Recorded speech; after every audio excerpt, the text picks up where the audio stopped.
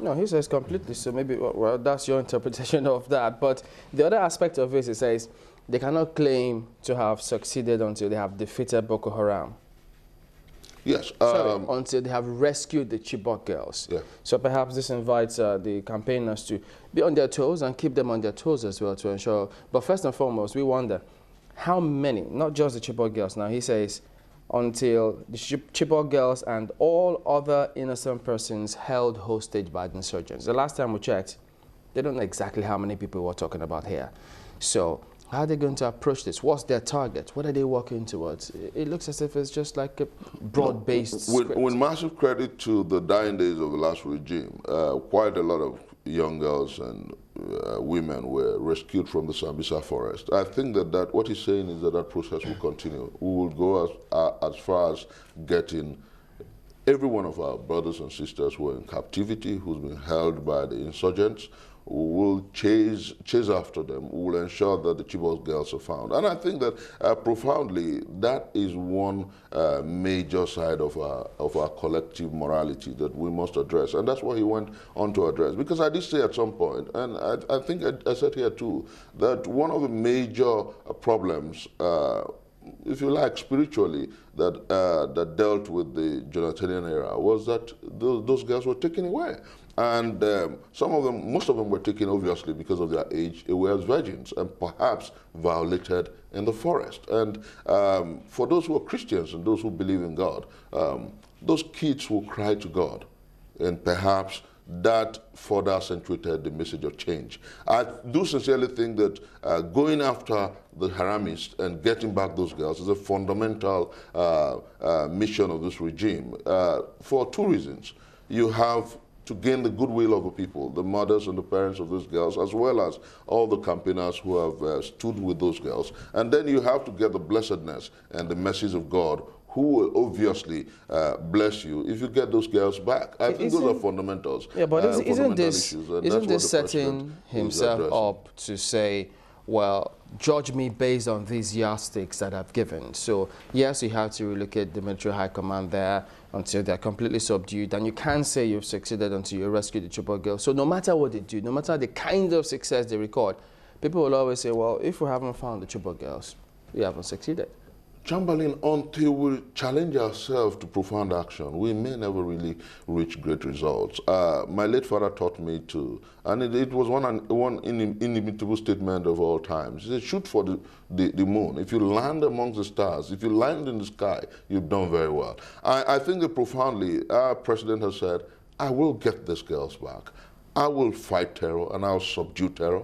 I will protect the masses of our people wherever they are. And these are fundamental and salutary statements. I do sincerely believe that what we must do is to continue to pray for him and wish him well. I believe that beyond all the skepticism and doubts in the space, of course you can't blame anybody. After 16 years of quasi-security services and jobs, after 16 years of seeming lull in protection of the masses of our people, Nigerians are worried, Nigerians are bothered. And so our president has said, I will deal with this issue of national security, and I'll do it. I'll set a benchmark for myself. Let's take it. And I think it's salutary. Still on security. Let's take it to another region.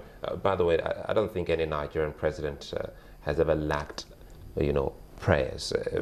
They have an overdose of prayers from the people. They've always prayed for them, and we do hope that that continues. But looking at the Niger Delta region, another place he mentioned when he was talking about security, he categorically mentioned the Niger Delta, and he talked also about the amnesty, trying to see what he can do for the region in collaboration with those around that particular region. What came to your mind when he spoke about the amnesty coming to an end in December, and also the spate of kidnappings in some other parts of the country? I think that what we must say about that part of that speech was that our president has studied the issues and what obtains in the Niger Delta. I'm from the Niger Delta, and I understand what the challenge is.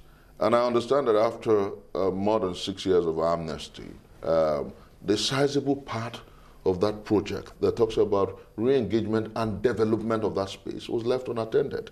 That was why our president did say that he will ensure that part, which of course is the development of the space. You know, people were sent overseas to train. People were trained in different vocations. But the important thing, which of course was a major reason the people went into the creeks and took to arms, the development of the space was left unattended. And so he has said that he would spend resources and ensure that between now and then, and the period of the amnesty will elapse, that he will do sizably well to ensure and reassure the Niger Delta people, the South people, that he cares. And I want to say that profoundly, that understanding rekindles hope. Because I've spoken with a few of my brothers, and they said, oh yes, that at some point the amnesty was seen as just a program of training. You send people overseas, but the truth is that the major leg of that amnesty program was left unattended.